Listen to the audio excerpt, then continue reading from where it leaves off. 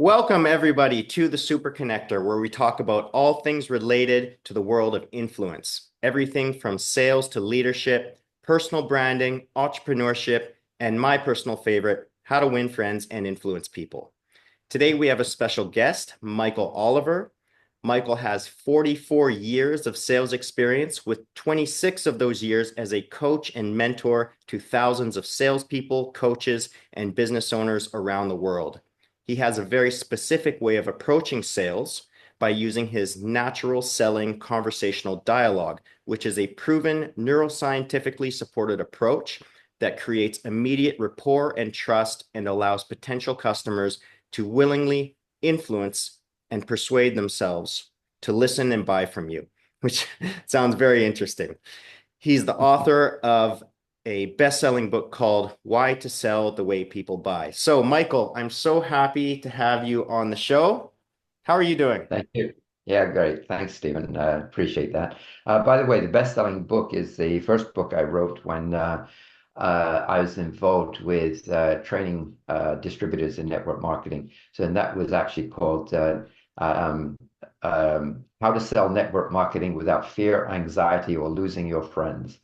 So, Oh, that was a great title because it really touched, if you like, certain factors that held a lot of people back. So that was good. So, but the latest book, which is actually being updated, is called Why to Sell the Way People Buy, which is the philosophy behind it, and that's available on my website. So that's not the best-selling book, but it looks as though it's turning into one. But yeah. anyway, onwards and upwards. Just a little bit of correction there. Yeah, and I'm going to make sure that I put all of the links to all of your books and your website and everything in the comment section below. So everyone watching this, check out the comment section down below, and also because there's going to be, and also the description because it's going to have all of his links in there. Okay, Thank so you. I let's, appreciate that. yeah, absolutely. So let's Okay. get right into this. I'm excited for this podcast. I think it's going to be a very intriguing topic. Okay, so. Uh, Yeah, so okay. now I'd like to start off first by asking what exactly is natural selling conversational dialogue? Wow. Where would you go with that one? It's really about well, there's several aspects to that. Let's look at the word dialogue, for example. Mhm. Dialogue is something that Socrates used, 2,500 years ago, who was an extremely influential person. He, along with, I would say, Buddha, is the co-chairman of my surreal, what do you call it, board, as it were. Those two people really are the foundation of my thoughts and thinking.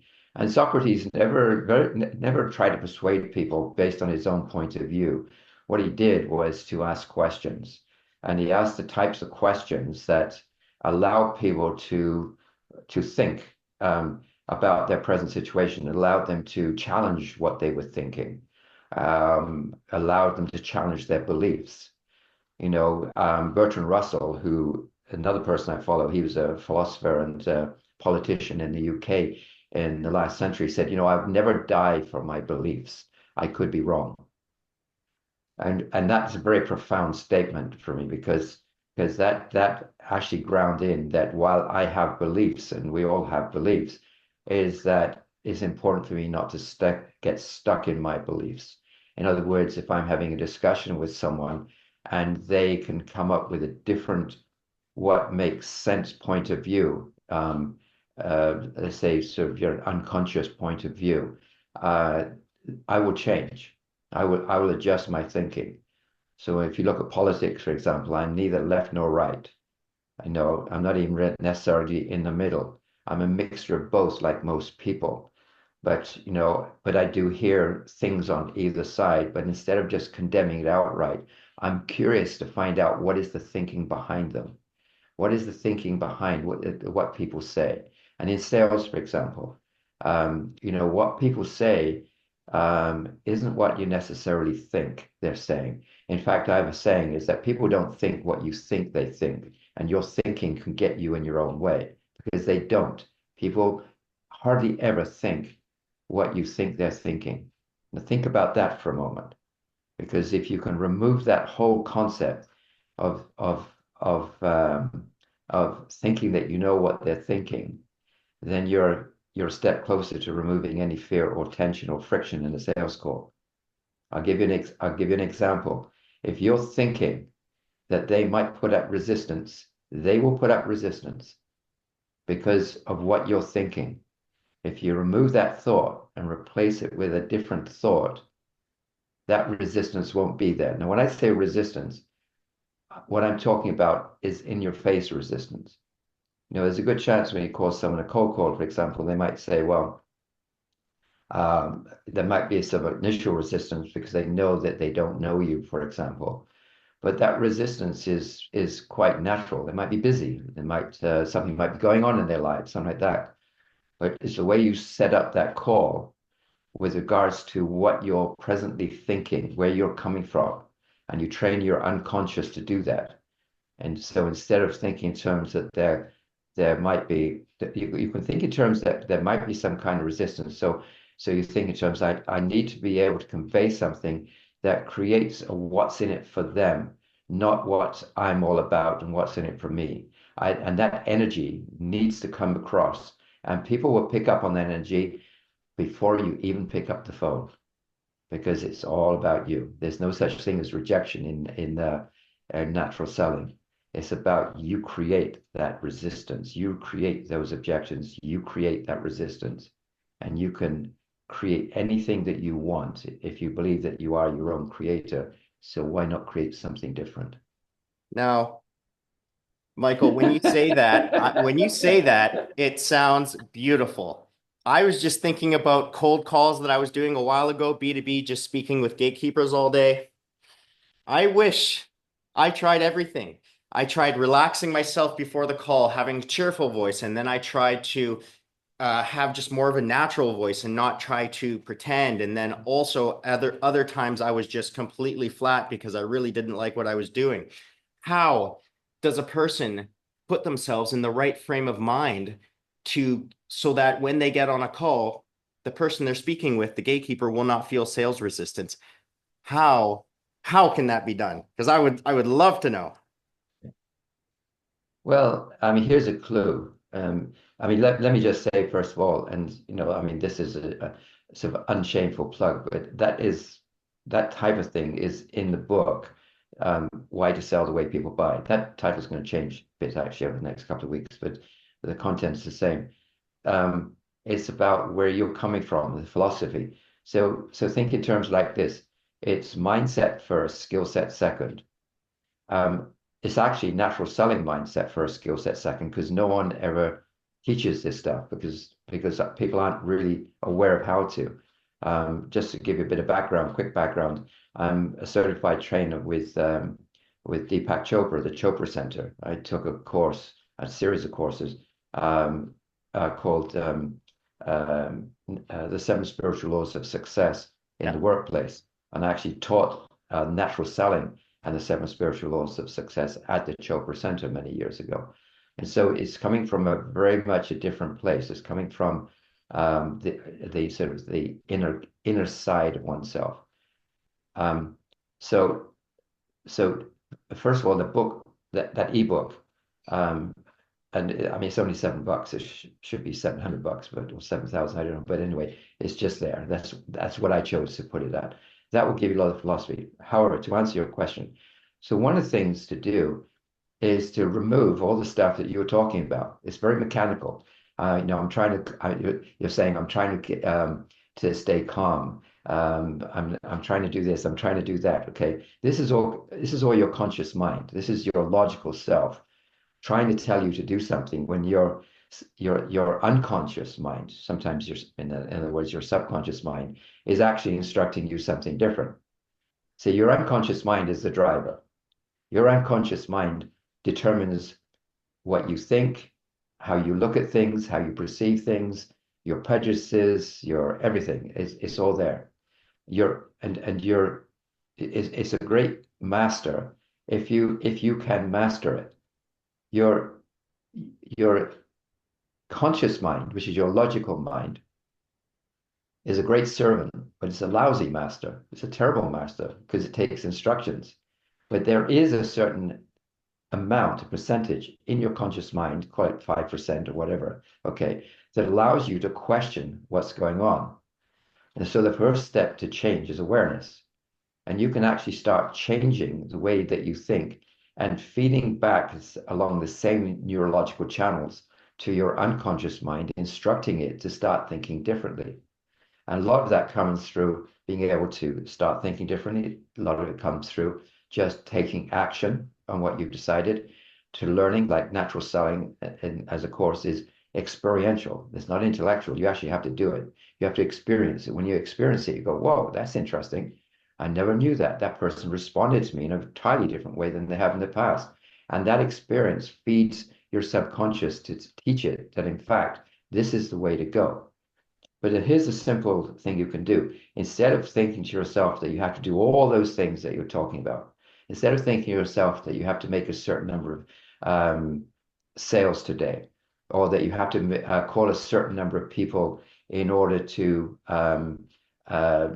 make some money, um, that is very much what's in it for me thinking.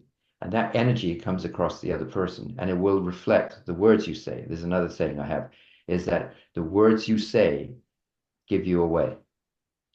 Okay. And when you become skilled at doing this, you can actually listen to someone and know exactly where they're coming from by just the words they say. Usually it's just one word that they will plant in one or two sentences, and you know exactly where their mental mindset is.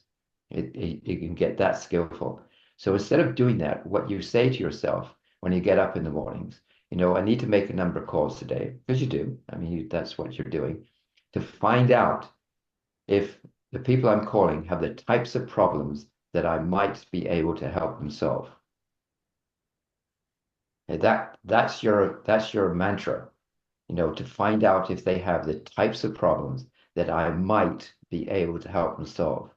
So you're coming from a completely neutral space. You're coming from a space that is open and allowing them, depending on sort of how you approach it, allowing them autonomy.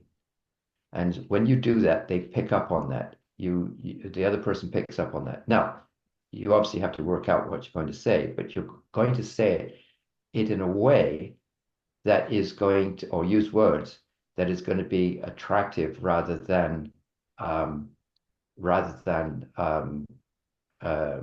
repressive, as it were.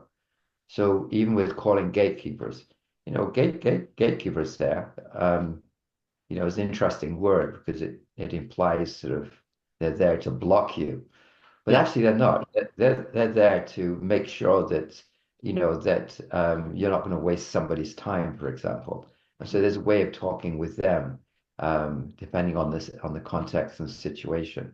There's a way of talking with a person that when you get through to that person, or if you immediately get through to that person, it's how you set it up that conveys what's in it for them. That's where my course comes in it, because it lays out the different scenarios as to how you can talk with that person.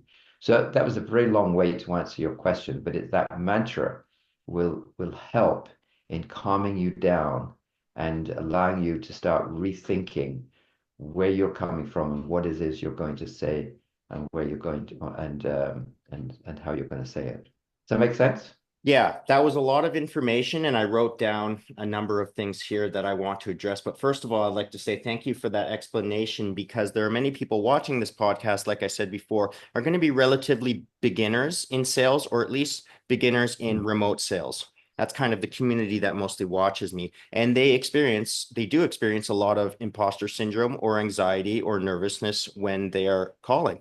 And they don't, as of yet, know how to deal with it. And they seem to think that so long as they get repetition, then it will disappear forever.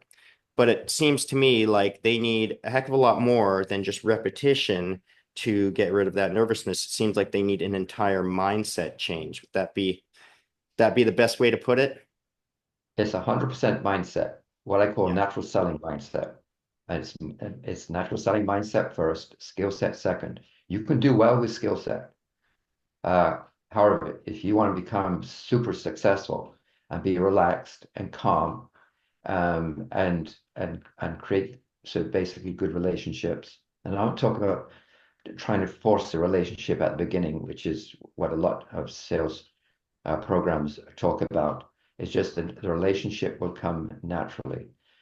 You mentioned imposter syndrome. What do you mean by imposter syndrome? Well, imposter syndrome to me means that being placed in a scenario where I do not believe that that I am qualified to be in this position.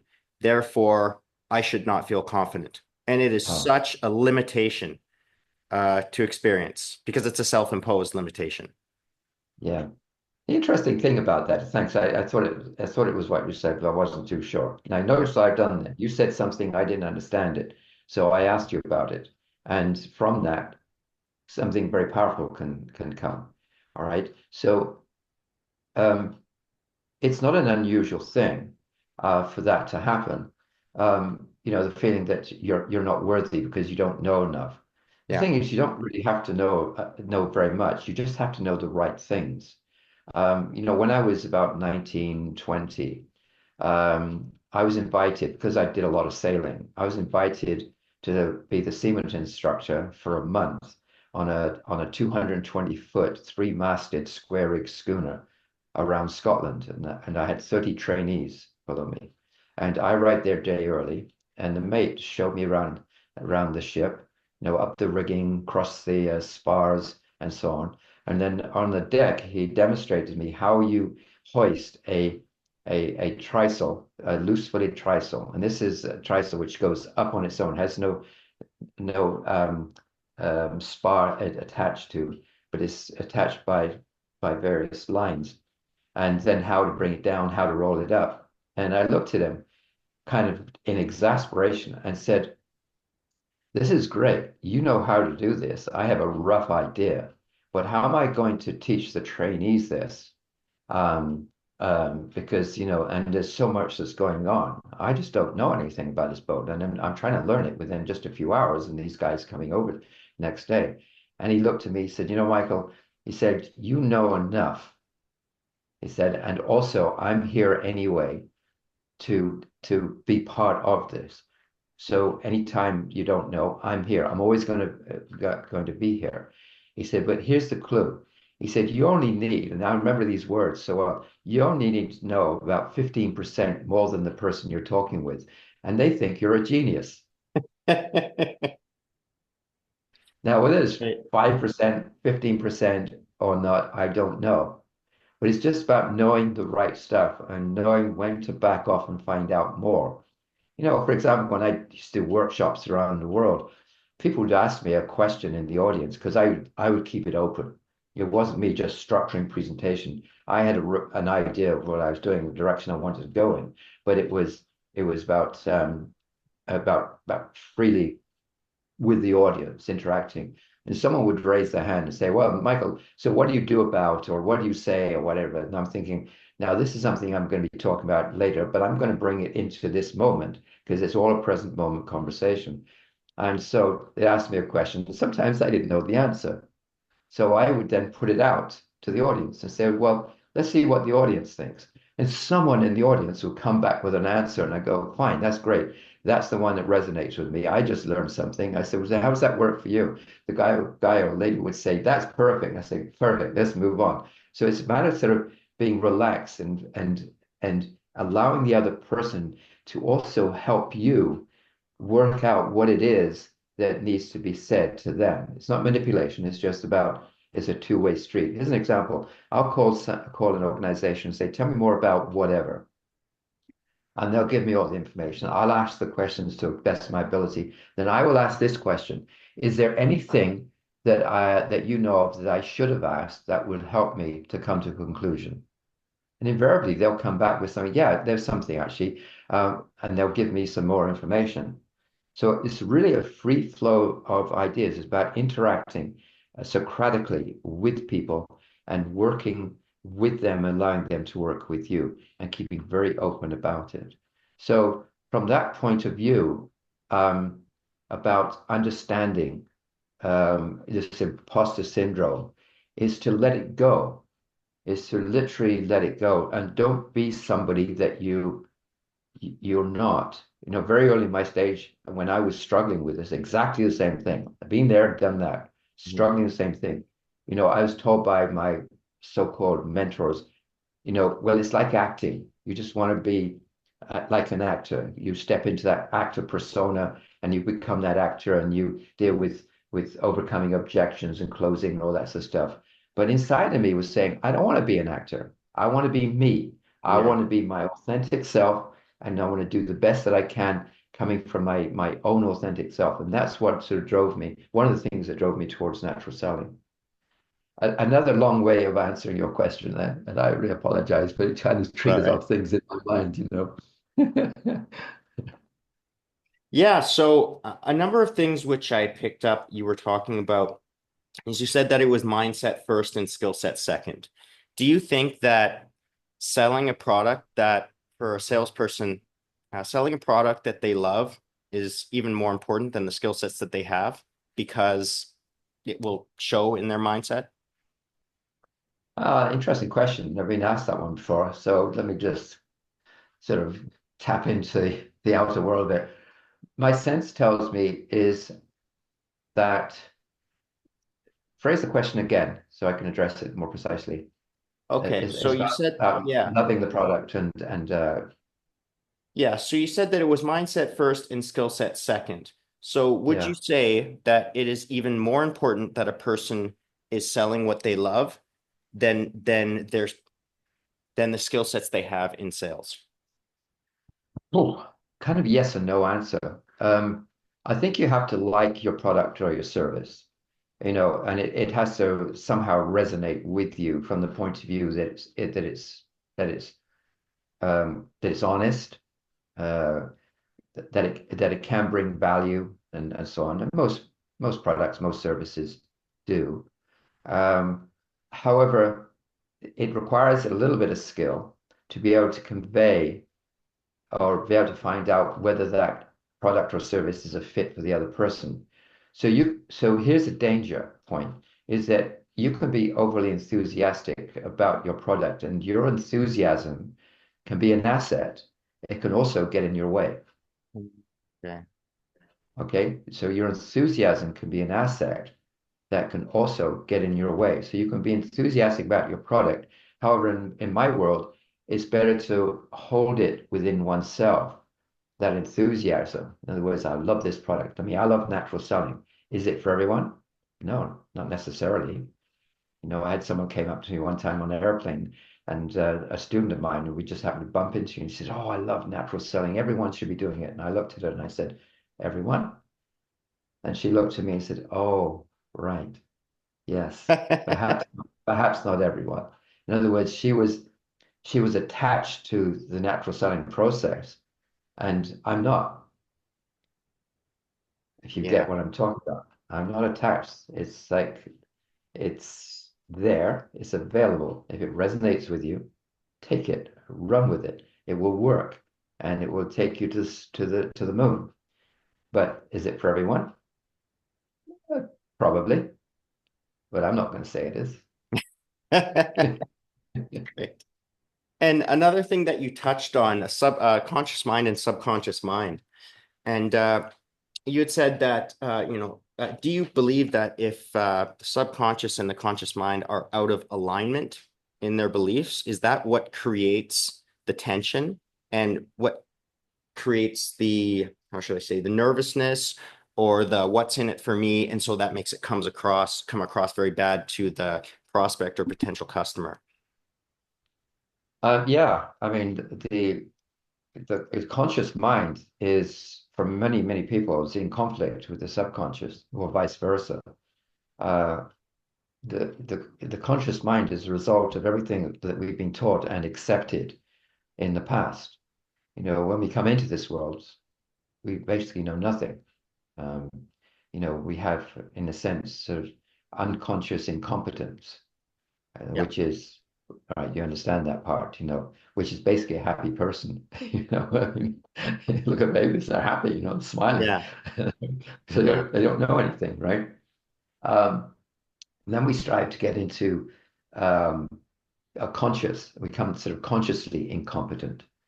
that we know that we need to learn things or certain things aren't happening, which then develops into unconscious competence, which is that you're good, you don't know why you're good. Then you go into conscious competence, which is that you're good and you know why you're good. And in natural selling, you can actually elevate that and into the cloud, if you like, and come unconsciously competent again, so that you are in the flow. And when you're there, this is your subconscious, your retrained subconscious working because it recognizes that there is no fear because you're thinking differently and you're instructing your conscious mind to, in a sense, to think differently on how to approach people. You know, you're thinking differently on how you look at people. So, for example, you used two words just now, prospects and potential customers or potential buyers. I use potential buyers. See, if you're using the word prospect, I don't think you'll ever find the word prospect in any of my material except in context. If you use the word prospect, okay, it can, well, let me ask you this. If I called you a prospect, how would you feel about that? Seriously. I wouldn't feel very human. I think that you would be looking at me as a number and a potential, a number and someone that might line your pockets as opposed to a human being with needs. Yeah. You see, if you look at a lot of the sales training programs, even those people who uh, teach all my stuff, they sort of copied all my stuff and so on and so forth. You look at the words that they use, and they use the word prospects. And that prospect is a negative thing because, like most people, you don't want to be called a prospect. Nietzsche, German philosopher, once said, when you brand me, you negate me.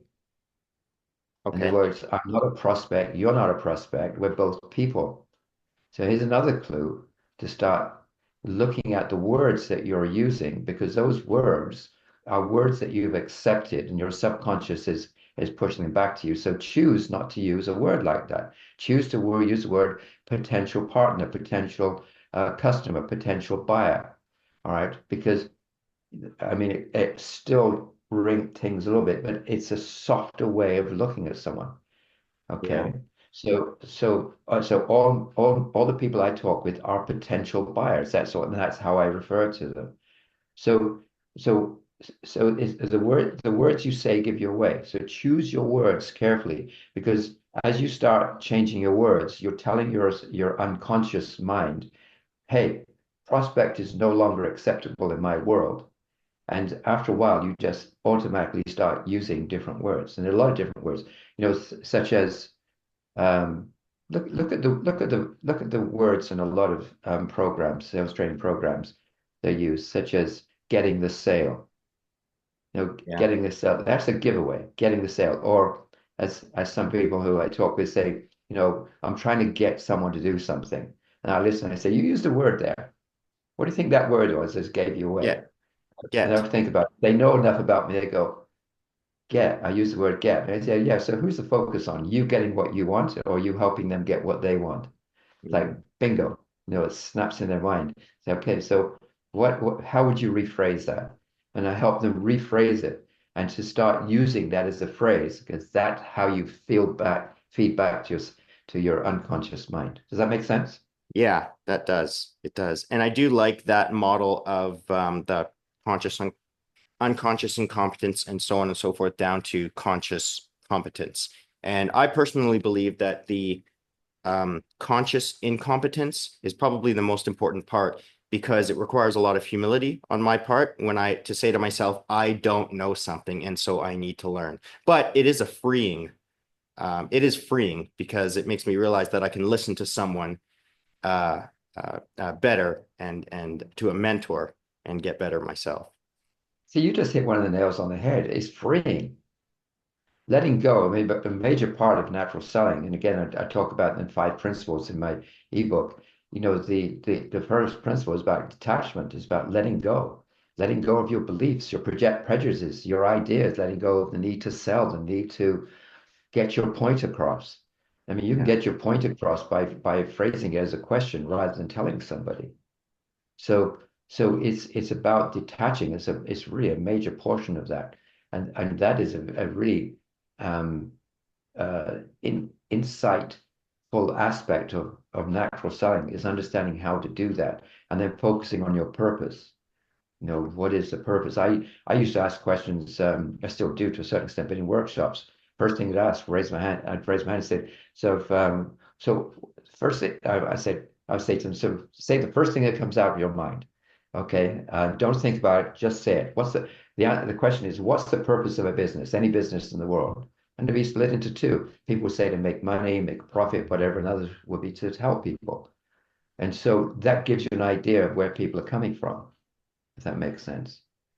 Yeah. So as some people are saying to make money, it's obvious then to themselves and to me that their focus is on getting what they want. Those who say to help people, their focus is different, but they still might not know how to do that. And so there's still tension in themselves as to how do they go about doing that. But it's a very powerful question to ask. And you can literally eliminate the fear, or I'd like to say you can change the fear into and the tension into creative tension. Creative tension that works for both you and your potential buyer. Now, you had mentioned the philosopher Friedrich Nietzsche, and could you repeat that quote briefly? Like, Sure. Uh, when you brand me, you negate me. okay, so my interpretation there would be that if I were to brand someone, it takes away their humanity, or I stop Yep. seeing them as a human being. Now, Yep. how, why do traditional sales methods do that? Why do the traditional pushy sales methods make people feel like they're not being viewed as a human? Because um, because because they know that no matter what you say about wanting to help them, they know that it's about them. It's about them getting what they want. And so it dehumanizes them because it makes them feel as though they are an object of your desire. Hmm. And that's how I would say probably 80% of salespeople go about doing things. I look at some people's sales scripts, for example. Some people even taken my my course, uh, and I can tell very quickly where their energy is. And so when I do one-on-one with them, I help them change that to rearrange, to understand that of the inner self. I mean, my new program is called The Inner Game of Natural Selling. How your inner factors determine your sales success. And that's the real clue there. So you're dehumanizing people when you're focused on trying to get your point across, when you're trying to tell them that you're right. It's like overcoming objections. Overcoming objections just creates the resistance. What creates resistance sometimes when there was none in the first place, Yeah, and will increase the resistance if there was a resistance, because what you're trying to do is tell them they're wrong.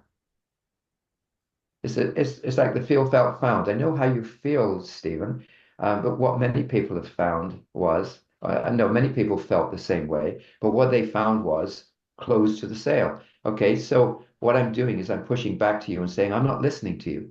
I'm not yeah, listening to what you're saying. yeah. I'm pushing back on you. And when I push back on you, what do? You push back. Like And the shut hard down. you shut down, Yeah. And it's you know. interesting because that is probably the number one no-no of any therapist out there is to assume the way that a person feels. And that's something that does not work in healthy relationship communication either, or any communication in life regardless. Now, You just nailed it. Yeah, it really is. It really is true. Sometimes you can, but you have to phrase it differently. You can say, "No, I have an idea about how you feel because I have been there myself. However, tell me more about that." And you allow them to express what it is because their feelings are going to be different than yours. because what I just sensed there is you made an attempt to say, I'm going to open up and show a little bit of vulnerability. and show that and express that I have experienced the same thing that you are feeling. And then they might say, oh, okay, now I feel a little bit more comfortable and not being pressured. Only if it's true. But Ah, here's the whole thing. Here's the whole thing. Don't pressure anyone. Get away from the whole idea of pressuring anyone. It's not about pressuring them. It's about helping them influence themselves through asking certain types of questions. And it's not about questions, it's about types of questions. You know, there are 7 different types of questions. In the book, I laid out, there's a foundation. And it's the 5 steps in the natural selling conversational dialogue. And the first one is the connecting stage. And that's very powerful because you have to demonstrate what's in it for them immediately. And it has to be in context. There's a lot of different ways to start that because it could be a cold call, it could be a follow-up call, it could be whatever, right? But in the discovery stage, there are 7 different types of questions. And those questions have meaning to them. You don't have to use all of them. You don't have to go A, B, C, D. You know, we learn linearly. We go from chapter 1 to chapter 12 from reading a book. But does the mind work linearly? No, it doesn't. It works non-linearly. So we have to learn how to move between those questions and use them and allow our inner self take over. In other words, you know, when you sometimes start off with maybe a need awareness question, which then sort of flows into a needs development question. Then all of a sudden you think, okay, a solution question. Okay, you might start thinking that way. But once you get in the flow and you get experience, you don't think about that anymore. It just automatically goes to a solution question. Talking with somebody else, it might go to a consequence question, or it might go to a personal responsibility question. Who knows? But you just, excuse me, you just have to get into the flow of it, you know, and it's let it go and let it flow. let it go and let it flow. I like that. I don't know if it answers your question, but anyway, yeah. Yeah, no, it's great. That's how, okay, just to give you an idea, a lot is talked about tonality. And Yeah. I'm asked a lot about that, you know, and I say, what do I think about it? And I say, well, if it's manufactured tonality, then you're in your logical mind, you're in your conscious mind, and you're manipulating. So, for example, if all of a sudden you know, where you and I are talking, and I lean in and say, so, Stephen, how do you feel about that? Okay, that is manufactured tonality. I just created that, as opposed to when you're in the flow, when you've let go and you're having a one-to-one conversation. It's a dialogue that goes backwards for a real dialogue like Socrates. All right, you don't have to do that. It will come naturally, and you probably won't even be as severe, you know, as kind of as strong as. So how do you feel about that? You know, it does as a demonstration. So I'm I don't like all those tricks and techniques. They are they're manipulative. Yeah. Yeah. Now, one thing that really came across me when I looked through your book, Why to Sell the Way People Buy. Now, active listening is very important in sales. I'd say it's truly an art and a science.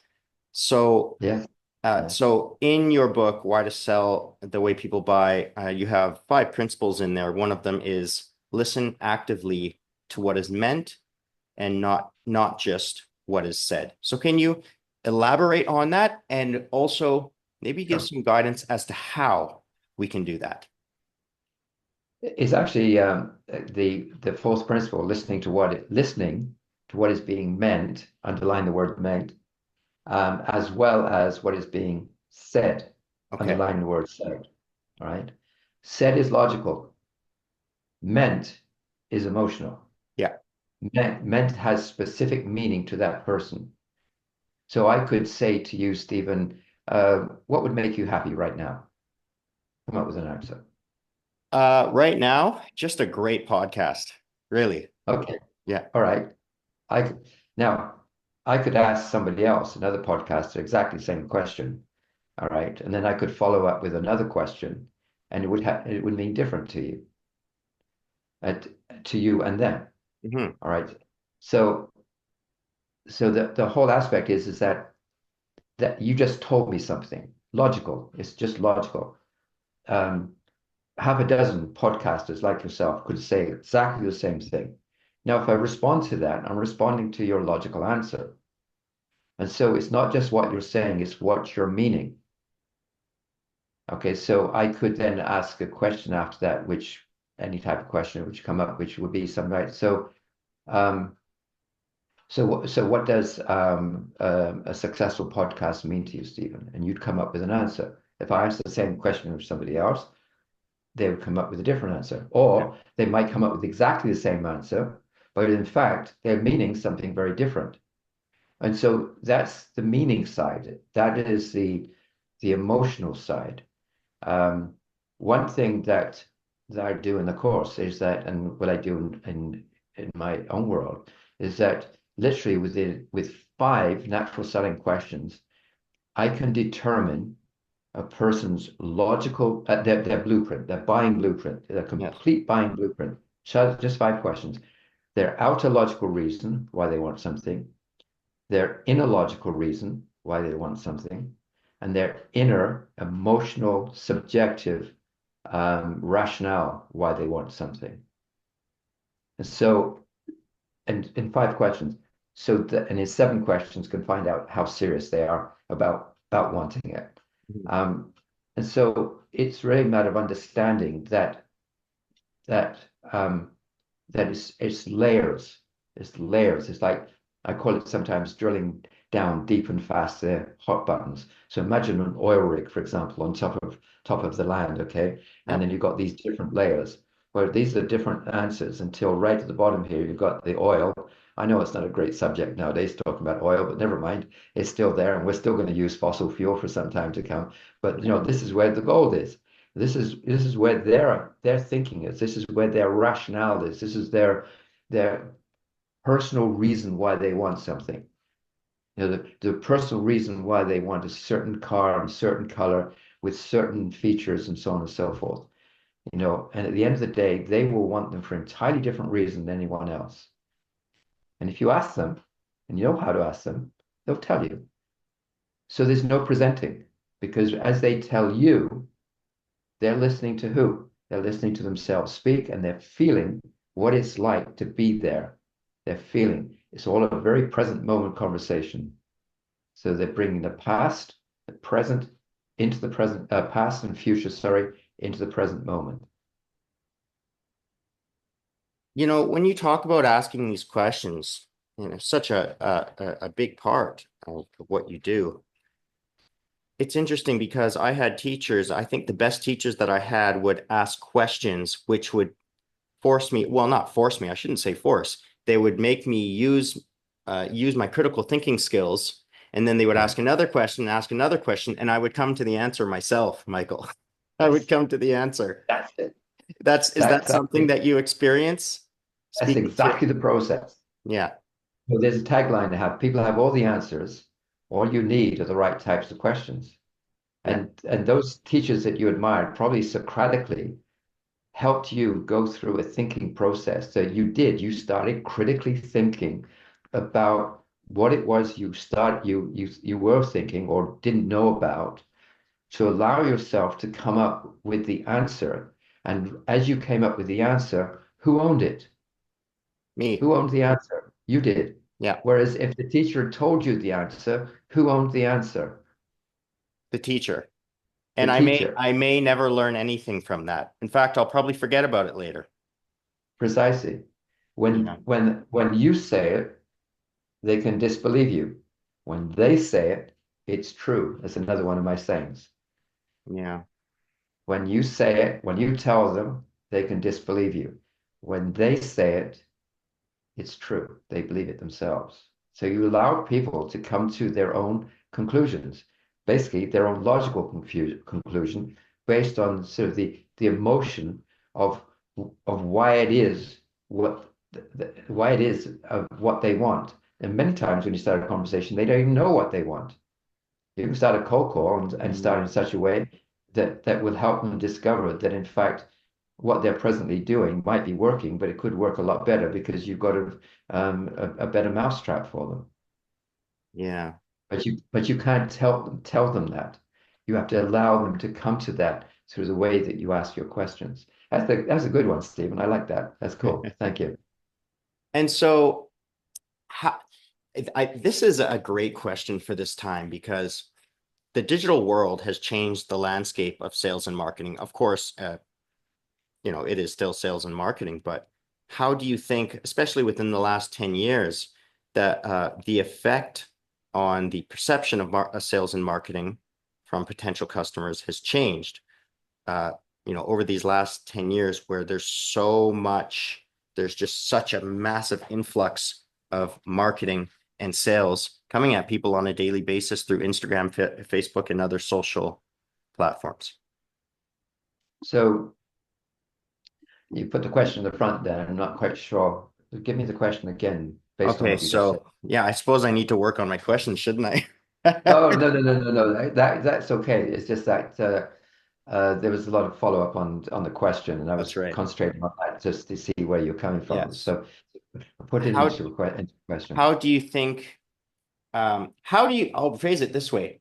Do you believe that sales resistance has gotten much greater due to the constant influx of marketing and sales that people see on a daily basis? They're just bombarded with it. So do you think that they're more on guard, or do we need a different sales approach now as opposed to before this digital era? Okay, kind of two questions there. We always needed a different sales approach. I mean, I discovered that back in 1980 when I used to do all the old stuff, and I just hated every moment of it, just like probably most of your people who's going to listen to this podcast.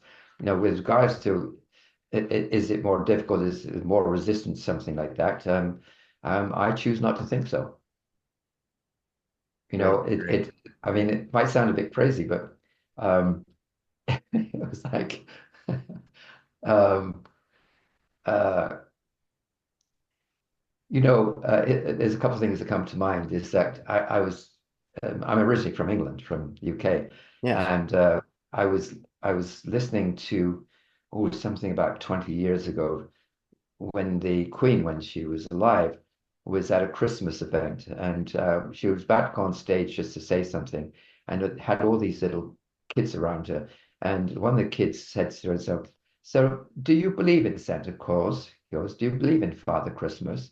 And she turned around to this little kid, little girl, and she smiled and said, "Yes, I like to believe in Father Christmas." She didn't say she did. I like to believe in Father Christmas. And you can reverse that. When I first got to North America in the 70s, um, you know, I got when it was in the middle of a recession. But I came from Europe.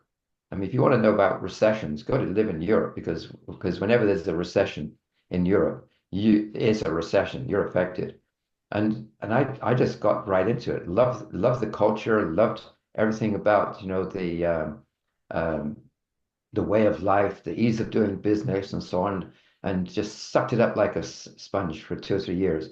And then I read something about, didn't read very much as such, because too busy sort of focusing on my own development and moving forward.